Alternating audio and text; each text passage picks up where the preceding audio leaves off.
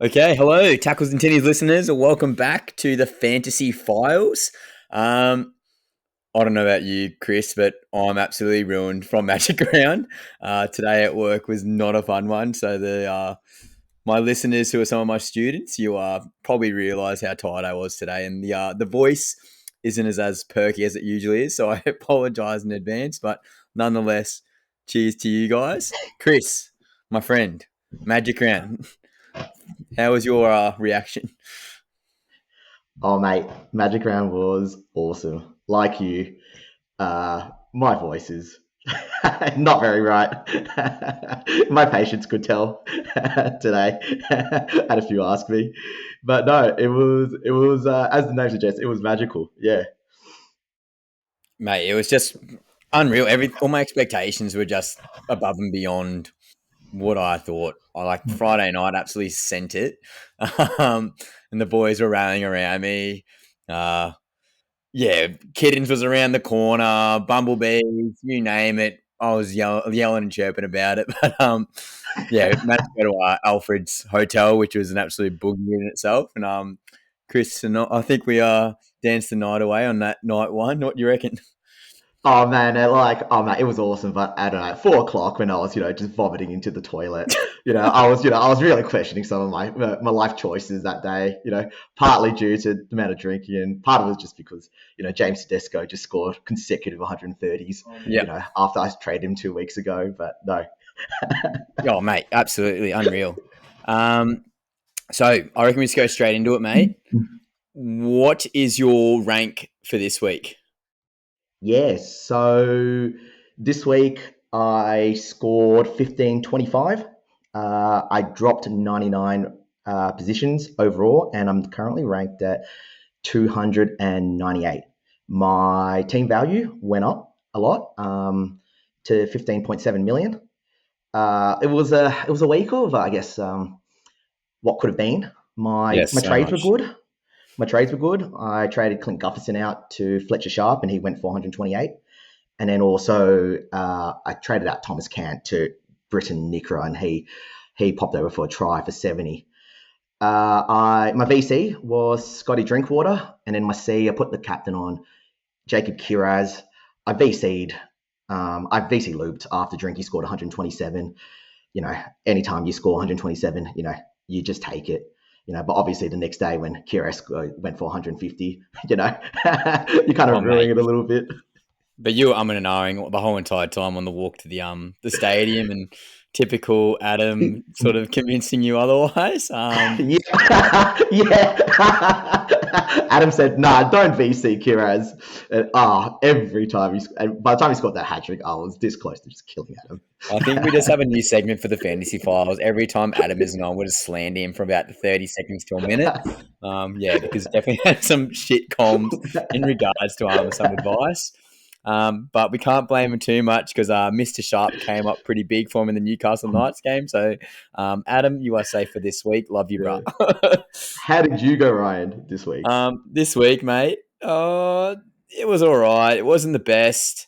I got 1482, which I'm in the top 14%, but I'm just above the top 10%. So I dropped down about 700 in the rankings. So not overly ideal. So I'm ranked about 5,000 now. Team value is about 15.7 million, similar to you. But yeah, both my trades, I guess you could call them successful because I did the Robert Derby trade. He got about 50. So yeah, with that negative 45 break even from last week, yeah, that was a pretty good trade. And then obviously I did the Gutherson to Ponga. So absolutely brained it in that trade as well. Had drinky all week. Left the hotel at like 2 o'clock, ready for the Saturday games. And yeah, sort of backtrack from that Drinkwater trade. In hindsight, probably wasn't the right move. But again, the value for Ponga was always there.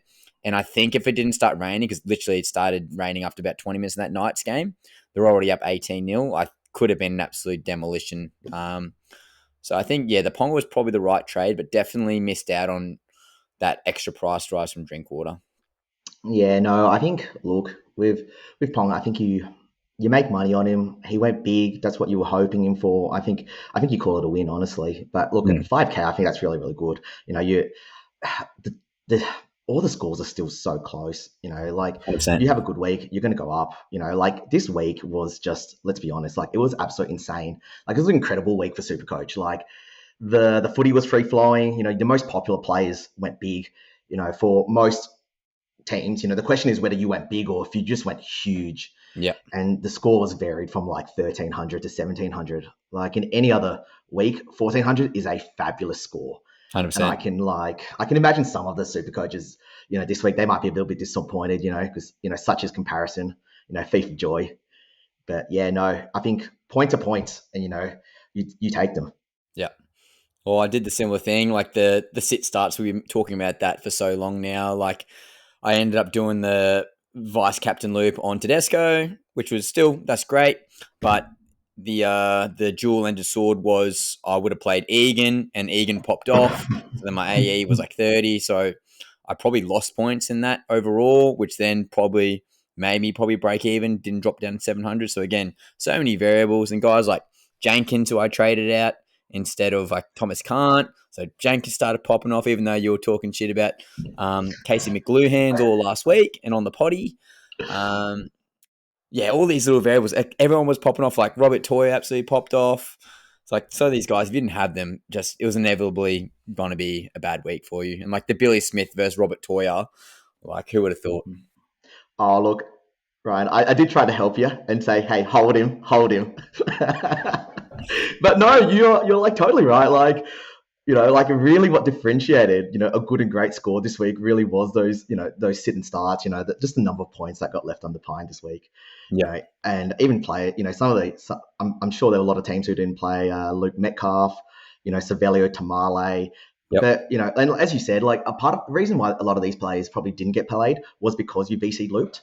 Like pretty much every single popular VC in like the first half of the round just went big, like Nico Hines, Teddy, KP, Drinky, and then the rain came along, and then, most people owned, Garrick and Ola. So, a lot of these people have just looped early. But just the problem was that the captaincy options, in the second half of the round also went big. Yes. Terrell May, he wasn't huge, but, Safe. Kiraz, Payne Haas, Nathan Cleary. So, if you put that C on like Garrick or Garrick or Ola, there was a really good chance you had to forgo Jenkins or Tamale or even Matty Nicholson. Yeah. So I think like this week was like a really good case study actually on how the VC loop actually can sometimes hurt you, I think, in big rounds or big scoring rounds, if you would agree with that, Ryan. Like, and I'd probably say like probably something that we remember for Magic Round next year, because these players just want to go big. They want to put on a show, and 100%. I reckon big scores, just prevail all round. Yep. Yeah, well said, mate. Definitely the case. But yeah, who would have picked it? Like all the big guns did well. And even like the safe pick of having like a Terrell May or a Payne Haas still scoring. Well, Terrell May got 79, Payne Haas got 87. Like that's still all right score. Like Tino got 109. Yep. Yeah, everyone was popping off. I don't want to get into trades, but it could be a week where I save a trade, and we'll get to that later on. I do want to give a shout out to Nico for taking a punt on King Tongia. Sorry, I pronounced that name wrong. King Tongia absolutely brained in his first game in the NRL, so I just want to give him a quick little shout out on the potty. But sucks, Nico, you didn't play him, so take that. Chris, I think the best thing to start with, mate, is the hooker situation. I'm decimated this week. Sandon Smith had the HI, but the Roosters got the bye anyway. And then Peter Mamazalis also out for a couple of weeks. I currently have no hooker, so that does set me up for a VC loop. What are your thoughts on the current hooker situation? Again, the Roosters players and potentially a Mamazalis situation. Yeah, look, I'm in the exact same boat with you. I have Mamazilis and Sandon Smith at hooker. Given that Sandon Smith's just on the bye this week, I tend to agree with you. Just cop an AE this week, and whoever your VC is, if they go absolutely huge, brilliant. You can just put the captain on Sandon, and one better than last week, you can still play 4 reserves, and you don't lose any of their points at all. because he's at hooker. He's in the starting 13. There are a couple of interesting options this week at hooker. If you do want to make a trade, Riley Smith, he's at 302k. He's got a break even of 12. He's averaging 32, but the points are just so bad. I think that copying that A is better. Yep. There are a couple of more other interesting cheapies as well. Jazz Tavanga and Jake Simpkin at the Sea Eagles. Jazz Tavanga, he's 341k. He's got a break even of -14. He has dual 2RF and hooker position. He scored 63 the past 2 weeks. And that was because he had to play extended minutes at lock because Jake Travojevic was out with that HIA. But guess what? He starts at lock again this week with Gerbo moving up to prop. Because and if he could play there, that could really solve all our hooker issues. The other one, if you want to take a punt on, would be maybe Jake Simpkin. Jai Simpkin. Because I also noticed that there was no Gordon Cham come Tong on the bench for the Sea Eagles. As well. Personally, I don't think I want to touch any of them at all.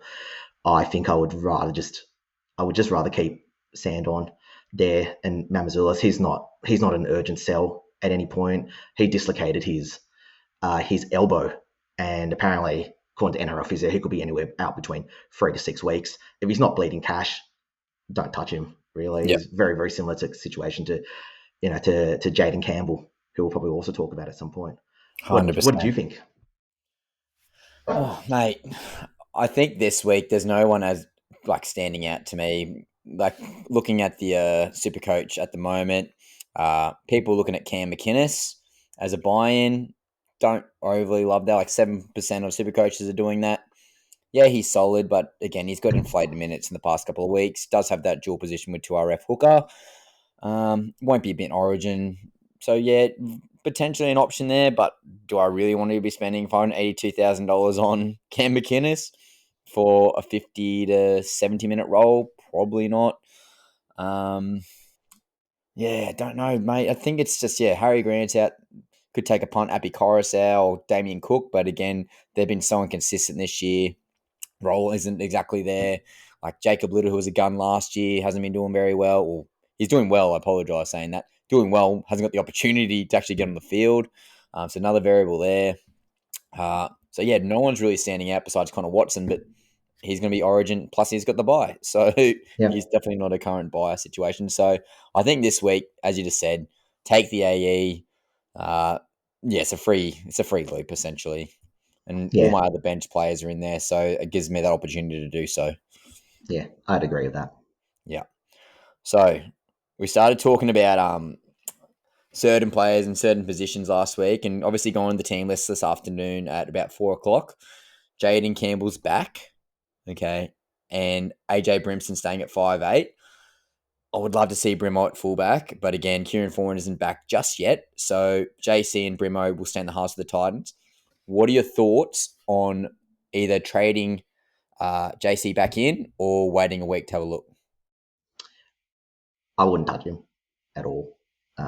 He's got a break even of 95. I just feel like Des just stitched us up all over again, just like he did with Dave Fafita the other week. I sold him 2 weeks ago, JC, because I just thought he'd be out. Syndesmosis. That sounds bad. Yep. And Andy, our other co-host, he literally just sold him last week. Yeah. For Cam Munster, only to find out he's back again. So funny. I feel so bad for Andy. But look, I honestly it's hard to know because there's just no info on the injury at all. With that break even of 95, he could come back and he might not be as fit.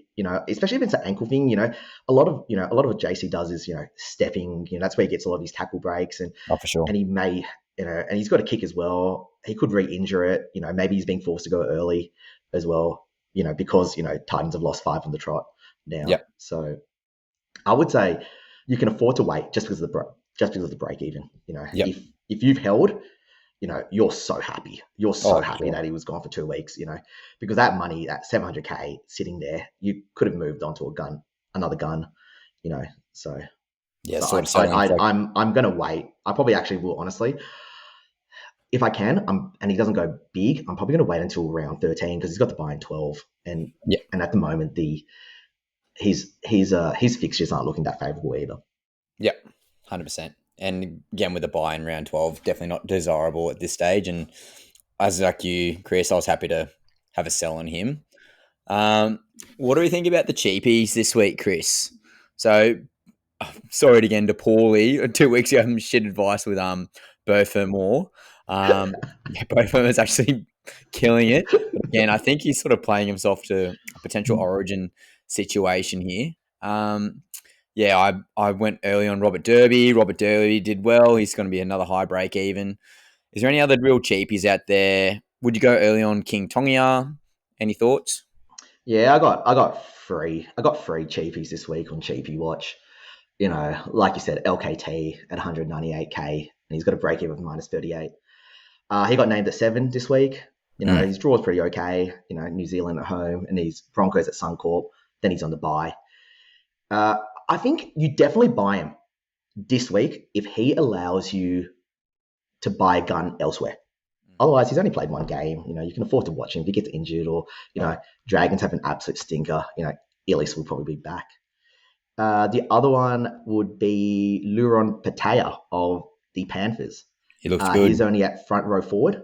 He's Yep. at 232K. He's got a break even of negative 17, averaging 47. He scored 75 last week in 28 minutes, and he scored a try. Yep. I think that he's actually probably worth it in my view. I think you can. I think you can either. You can bypass him if you want. I think he's worth it in the sense that Scott Sorensen is suspended until round 13. Yep. He'll be a number in round 12 as well, Yep. which is during that major bye week. And this week on the bench, it's just him and Liam Henry as the forwards. The other two are Brad Schneider and Tom Jenkins. So, I think you suspect he might get better minutes than just simply 28 minutes. Yeah. And, so again, he's another one where if you need a downgrade, a down one and up one, he's worth it. And the other one that did cross my eyes, go across my eyes was Hamish Stewart. Yep. He's 421K. He scored 79 last week. Again, he scored a try too at the last minute. But he got promoted in the starting 13 as lock. Emre Guler, he's out this week with a dislocated shoulder. Apparently that's going to be 4 weeks at the minimum. Yeah, and then sure. also even longer if he needs a shoulder reconstruction. So that probably frees up minutes in that Dragons pack for both him and also Dylan Egan. Yep. Both he and Patea are probably really good downgrade options, for somebody like a Corey Horsburgh, who is also playing this week. And he just got named, to start. Yep. Yeah, because I was a bit worried about Teamless Tuesday with Corey, but as you just said, he's been named, which is fantastic news for us owners. But he probably is Origin. He looked great live, that's for sure. Definitely starting to look at sells in the next week or two. Yeah. By necessity. I'm actually keep trading in players like this week. I won't go through it too much, but the 2 players I'm looking at trading in aren't playing round 12. So it's kind of hurting me in a way. Not actually ideal. So that's that. What are your thoughts on potential holds this week? So again, we've all know like Mamazales, sort of Sandon Smith, so the hooker situation. Who else could we sort of talk about? I think the first person you probably want to talk about is Jerome Hughes. Yep. He's 607K. He's got a break even of 73, and he's been averaging 59, which is real down on, like last year. And he's now down on 200K from his starting price, which was pretty much where I bought him. Apparently, he aggravated his AC joint last game. Yep. So he's playing for injury. I'm really keen on hearing your thoughts about him, Ryan. Because you have him, just like I do. It's kind of crossed my mind that, perhaps I just admit that I was wrong about Nico Hines and I just sell him. Oh, and that's a tough ask for me I to don't admit I'm know if wrong I about can. Nico. I actually don't know if I can. But yeah, the Sharks are playing in round 12, are they? Yes, they Yeah, are. they Then they are. got the So bye on 13.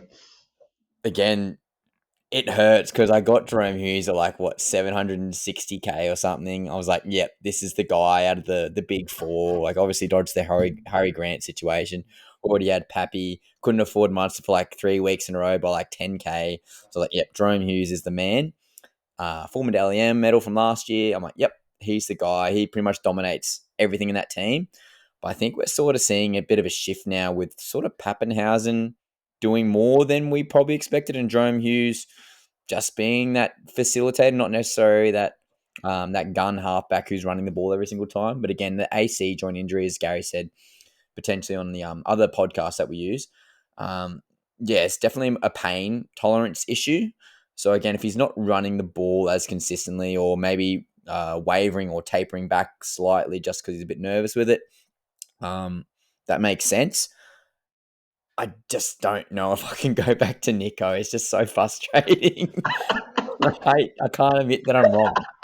Because I'm guaranteeing, bro, I'm going to trade him in and he's going to fluff it and get like 50 points. And then Hughes is going to pop off. I'm like, should have just held.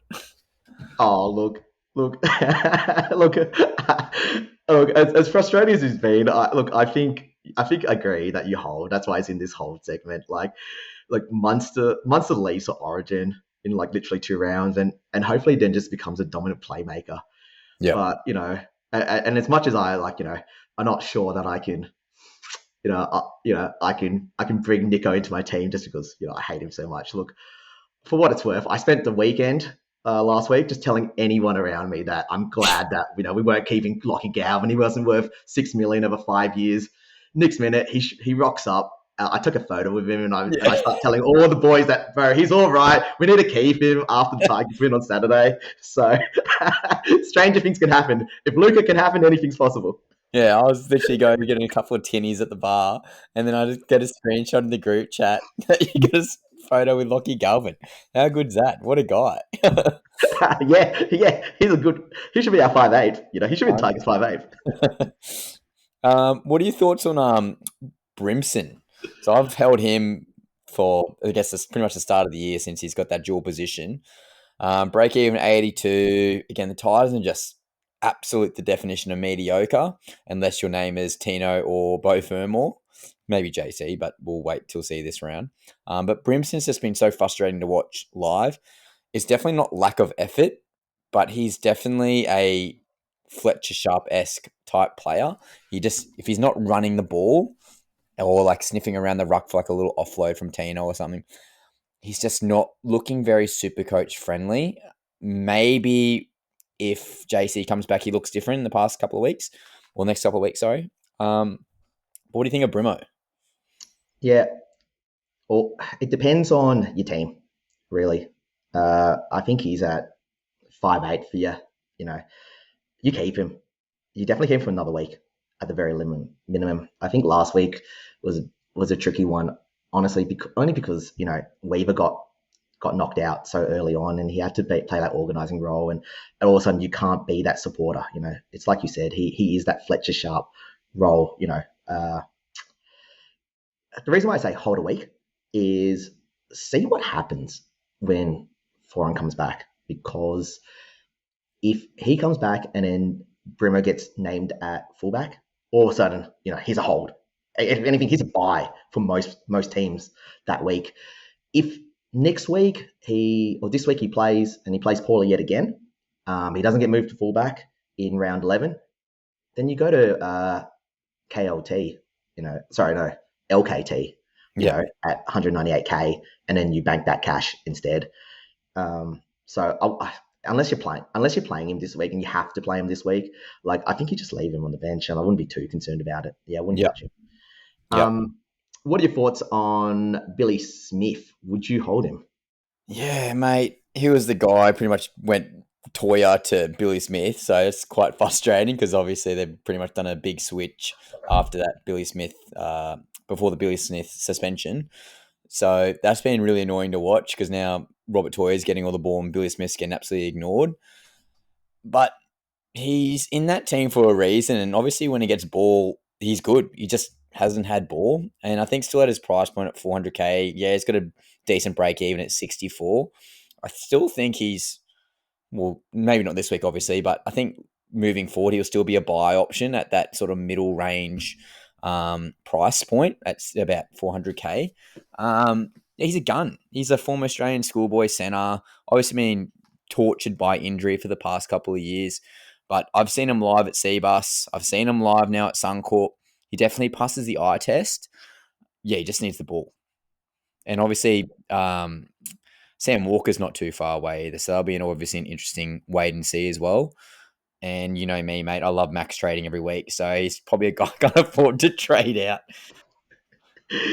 Oh, What are your look, thoughts, mate? I agree with you 100% with everything you said there. Look, I know he's had those bad scores, but just because he hasn't touched the ball for the same reason, that you keep Toya, Jenkins, Savale, you hold him because his role hasn't changed. He has such huge upside, during those favourable matches, and then he's also a number, for the major Origin buys. Yeah, Like I really wouldn't be selling him even in the next couple of weeks unless he ends up getting like a ridiculous BE, and he's with the possibility that he's starts hemorrhaging cash if you leave him in. Or the other reason maybe I'd probably say would be if he was truly your ticket to like a gun CTW, like your Kiraz, your Herbies, or even like a Tulpaloto when he comes back soon as well. That's when yeah, maybe I'd consider selling him. But I'm sure other people have other trading or more pressing trades, yeah, or options that they can sell in CT dub, really. yeah. Yeah. What are your thoughts on the fullbacks at the moment? So Tedesco's definitely a smoky, potentially to get into that Origin team. Obviously, people still got Gutho. Latrell Mitchell's sort of coming back, but he's got a ridiculous BE. Turbo, same thing, ridiculous BE. Pappenhausen's got a big BE this week. Drinky's got a low BE, but again, high price point. What are your thoughts on the fullbacks, mate? Because I'm sort of a bit stuck at the moment. I don't know if I want to sell Tedesco and then potentially rebuy next week. Or I don't know if I should sell Tedesco and then reassess in round 12. Drinky's pretty much looking like a must buy. He's probably going to get close to $1 million over the next 2 weeks, which is crazy. Yeah, Gutho's trash. Gutho's gone. But, Ponga's probably going to go to Origin unless something drastic happens. What are your thoughts, mate? The fullback situation. Yeah, I think you should start off simply by just ranking your top three fullbacks, Mm. you know, and whoever those three fullbacks are, you buy them straight away. And that's who your three fullbacks are for the next couple of weeks. I think if in terms of my rankings, I'd probably say Drinky, Teddy, and Pappy, your current top three fullbacks, and then the next one after that would probably be KP, would be Ponga. Like I don't think you worry about BEs at all when it comes to fullbacks at the moment because all these four guys are just going to go absolutely huge. Like and they all have high ceilings. It's a bit of a different story if you're talking about like an Isaiah Iongi, for example, where his ceiling just isn't that high. Like obviously he scored like over 100, but he's a good score for him is 78. But that just doesn't cut it. I think we all had Pappy last week, and he scored 80, and we're all going, oh, we're a little bit disappointed that he scored 80. Yeah, In many crazy. ways. Yeah, I think that the spanner in the works really is who ends up being selected at fullback for New South Wales. This is where I have to apologise to Jakey for telling him that he was just crazy for Yeah. just suggesting that Teddy could be the number one for the Blues. I'm Who sorry, needs man. a who needs a like top 30 to 50 sports function when you know you're that good? So Yeah, I know, right? Yeah, look, so look, if at the moment, I think if you've got Teddy, Drinky, KP, or Pappy, you hold all of them until round 12. And then you see who gets selected, and then you go from there.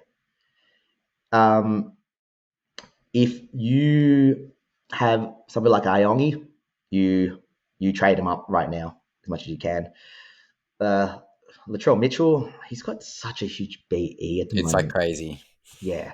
And he's going to be like 600. He's already 600 at the moment? I can't Yeah, remember. I'll go check for you, mate, while you keep Yeah. talking. But But yeah, you don't touch him either because you just wait for him to really, really bottom out. You've got to wait for him to do something. The Bunnies just have so many injuries. Like, I mean, how much can one person do? It's yeah, not as if like, 656K, 172 break even yeah.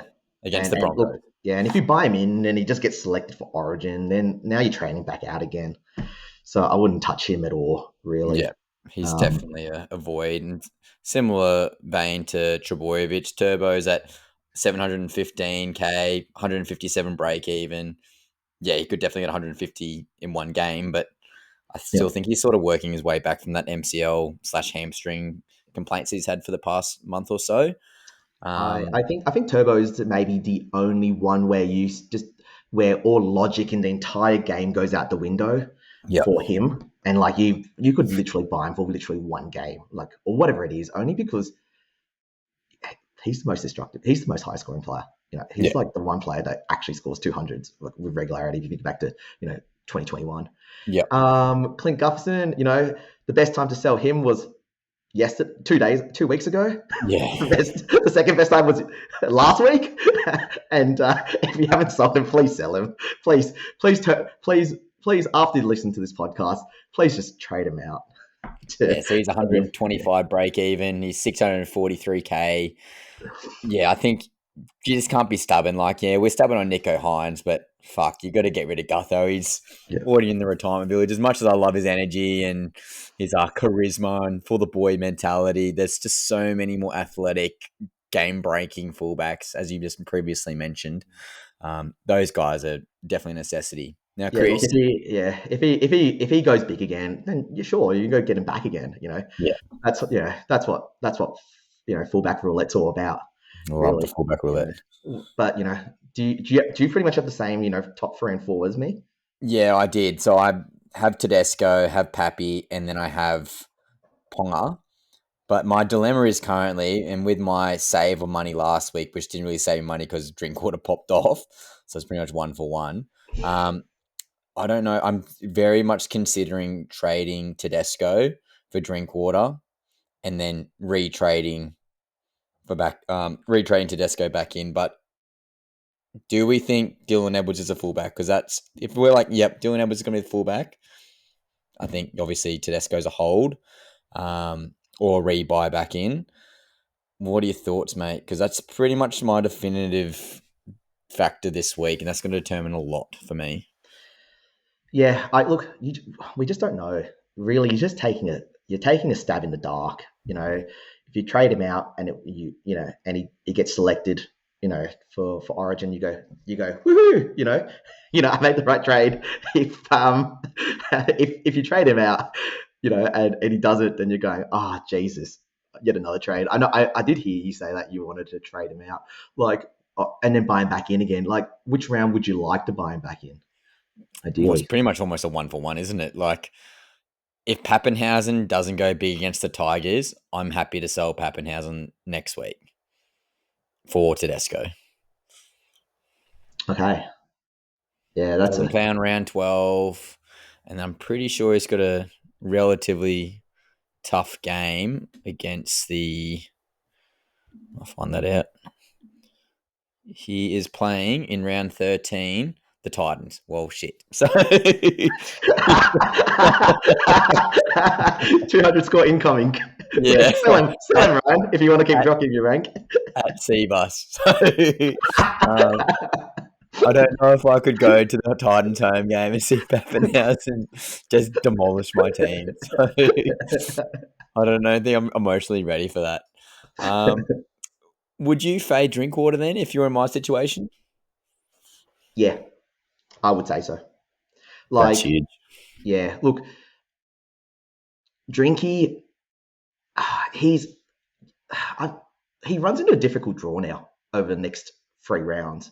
Like, I don't necessarily. I guess it's not. It might not be difficult, but it really depends. Like, he plays Penrith at home, Manly at home, and then he comes into bye.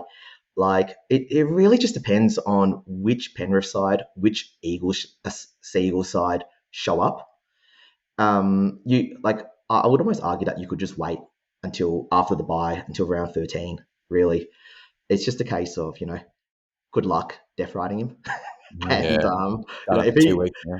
like, I mean, none of us were thinking he'd go 130 again this week. If he goes 130, 130, he's at 900 by round 13, or even close to a mil.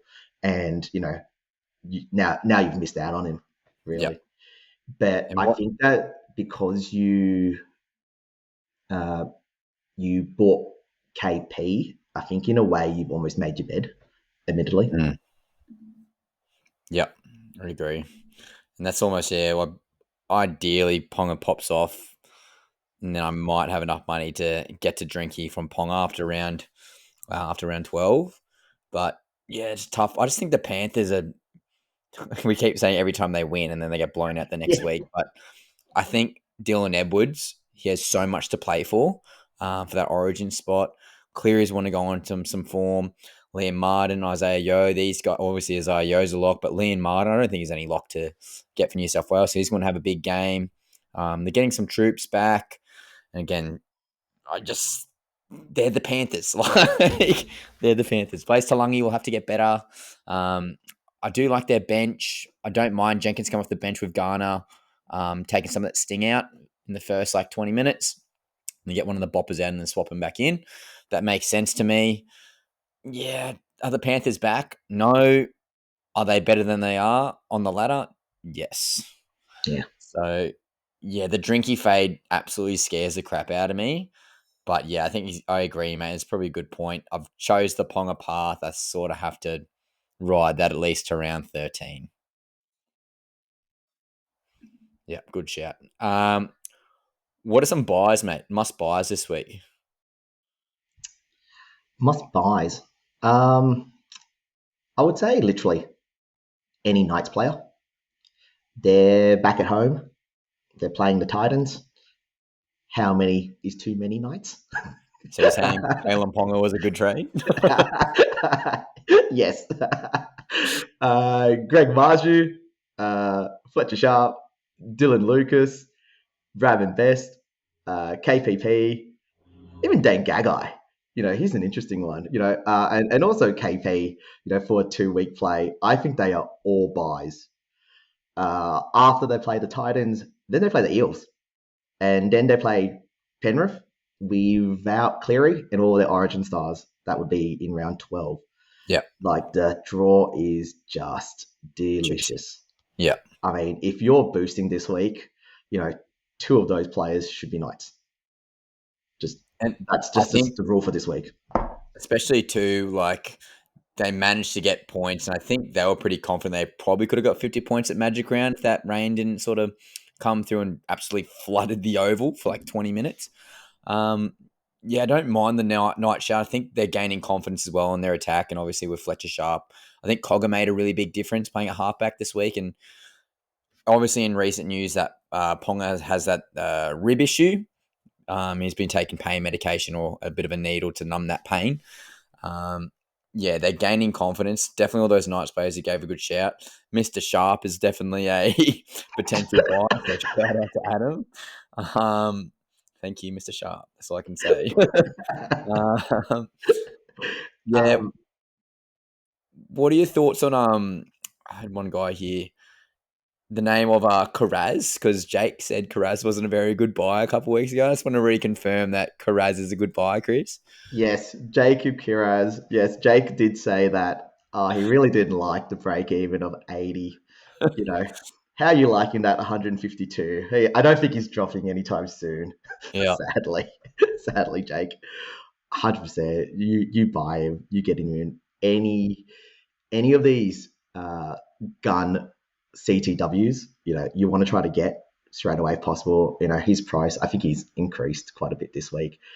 If you can't get him, another recommendation probably would be somebody like a Herbie Farnworth as well. I actually look at um, at Herbie as being like the English Kiraz really. or Kiraz as the Levo Herbie. you know, and He's playing the Eels this week, and he also plays round 12 for the first bye. So I think that he's also a good one. I think a lot of people are going to just try to go off and buy Kiraz. He's so highly owned already. You're looking for the next guy who's going to go real big. Yep. Herbie scored to try every single game actually, and he's been a little bit down on his base power. Yep. Like he could go really really big this week. Yep. But yeah, look, in terms of Kiraz, also don't worry about Origin. Like, it's famous last work. He's not playing, but as I said last week with Teddy. Well, I think that's a good point to mention because Brian To'o's back. Lomax is back on the paddock running. Yes. If they can show at least one game that they even look 90%, they're locks. They're straight in. Yeah. So, and then I still even think if Latrell plays well, he's at centre, and then you got to put Stephen Crichton in, who could be on the wing. Yeah. So I think Carraz is definitely lower on the pecking order. Absolute gun, probably playing for Queensland. But yeah, I think Carraz is still a buy, and if you can stretch to Carraz, I'd definitely be making that a priority. And again, the Dogs are a winning team, and then hardly affected by Origin, so definitely worth the buy. And with that break even of 36 this week, Jake, that break even, just letting you know, that's low, and you're a low break even type guy. So yeah, he's probably the buy for you this week, mate. I'd also probably mention a couple of the second row forward fallen guns. We've had some peaking cheapies like Thomas Cant, Lockie Hubner. There's a couple of middling TRFs like Nafahu White, and also obviously Corey Horsburgh. It might be the time to upgrade to a gun 2RF. Like Eli Katoa, he's dropped down to 680, I think. And also Britton Nikra, who I bought this week, he dropped to 533, I think. Yep. And so he's bottomed out as well. Like I'm not so keen on Nikra. I bought him last week just because I thought it'd be a vibe. If Sharks are playing the first game, and if he was going to score, I just couldn't afford Eero. I would have got Eero, really, honestly. I know I talked about Mulatalo last week, but if I could have got Eero, I would have got him straight away. But the worst part was I went to get a beer, and then I completely missed the Nikra try too. Yeah, I was buying a beer, and all I heard was this huge cheer from the crowd. Yeah. But yeah. Well, again, Paul was talking about it. Jakey was talking about it. But is Bo Furmore a buy? Like, his break even's insane. He's been averaging 100 points over the past 3 games. His break even is at -24. Projected price rise at 75K. So potentially low 700,000s next week. Is Bo Furmore at dual centre wing 2RF a buy? Yeah, I think I have to eat my words. I think he probably is, honestly. Like, I think he's a buy if you don't like any of the other 2RFs, really. It's because you missed the boat on all the cash. Yep. He's so expensive now, and then he plays Origin, so he's not playing. Well, admittedly, the Titans aren't playing 12 and 15 anyways. Yep. But and he's definitely got that, and he really seems to be playing really well on that left edge. Turns out Fafita isn't coming down anytime soon, according to NRL 360. And also he's out now with an ankle, with that ankle flare up again, reflaring up again. But yeah, no, buy him if you like him, really. But that being said as well, can he keep scoring? Can he keep scoring that many tries? It's like Hudson Young. But his base is pretty good as well. And I think he's only going to look better with JC back in the team. And then obviously Kieran Furmore is not far away as well. So the Titans are getting some troops back. I am really now concerned about the Origin berth. I'm pretty sure Nanai is a lock. Fair? Yep. I'm pretty sure Sua's a lock. Fair? Yep. Fafita's pretty much ruled himself out. He's out. Yep. I don't think Gilbert's going to make it. I don't think Hopgood's going to make it. So they are sort of looking for a 2RF, and I think the versatility of Furmore actually playing center. I hate second rows at center, but he can do a job. Worst case scenario, he can do a job. That's probably what Billy is looking for. And Billy loves guys who work hard.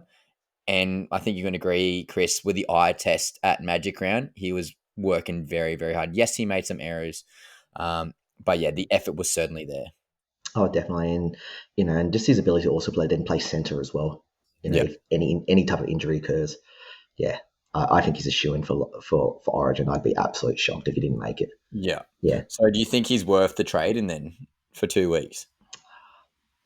I don't think so. Just because, in terms of the base, he's very similar to a Dylan Lucas, really, and he's pretty much only 40,000 cheaper than Lucas. Lucas plays no buys, he plays every game until I think 18 or something, or 19 or something like that. So if you had to pick between the two, you'd pick Lucas over Furmore? 100%. But I will say as well, why not have both is the other one. Yes. Like the dual 2RF CTW dual position is just so helpful. Really, there've been so many trades, like even last week and this week I'm looking at, and I just wish I had both of them, so I could move things up and down. Listeners wouldn't know this, but for the last few weeks I've been trying to get Kane Bradley into my team. He plays for the Melbourne Storm, but he's an absolute nuff. And he's 2RF CT dub, and I just literally want him just so I can move him up and down, so I can make random trades that I wanted that other people can't make. Yeah. And imagine you could have Kane Bradley, but actually making heaps of points. That'd be incredible. Yeah. I think I'm just going to let him go for the keeper. Yeah, and it's just like Hudson Young. I thought about him. But I went, surely after the first double try, I was like, surely he can't score. Then he scores, and I was like, surely not. And then he scored three games in a row. It's a bit like that, eh? Yeah. Well, I'm just having to play around now because now you've sort of talked me out of trading my fullbacks. So I was going to go Teddy to Drinky, and I'm sort of playing around with mine. And I'm going to be short because I was going to do Thomas Kahn to Furmore, which is fine.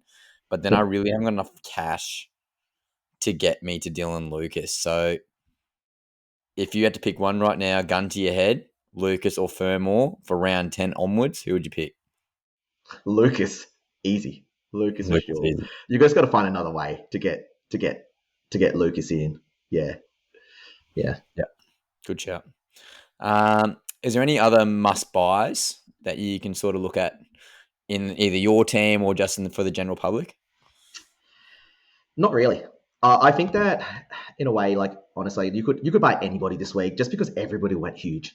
And that's what makes it so hard. I think that this week, if you're buying anybody, you really want to make sure that at least in my view, unless it's KP, I think that you really don't want to buy anybody who is Origin related.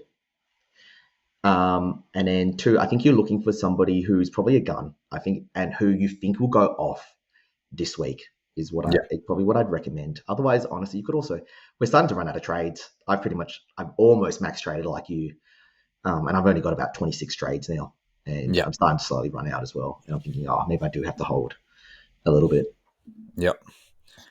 And standard Ryan, Thomas Kahn gets me to 649k. That means I am 8k off Eli Katoa and about 25k off Mr. Dylan Lucas. So that is not ideal. That definitely hurts. Yeah. I can get Furmore. If you're in my situation then, would you look to make more cash and hopefully to get someone else, or would you just get Furmore in and ride that for 2 weeks?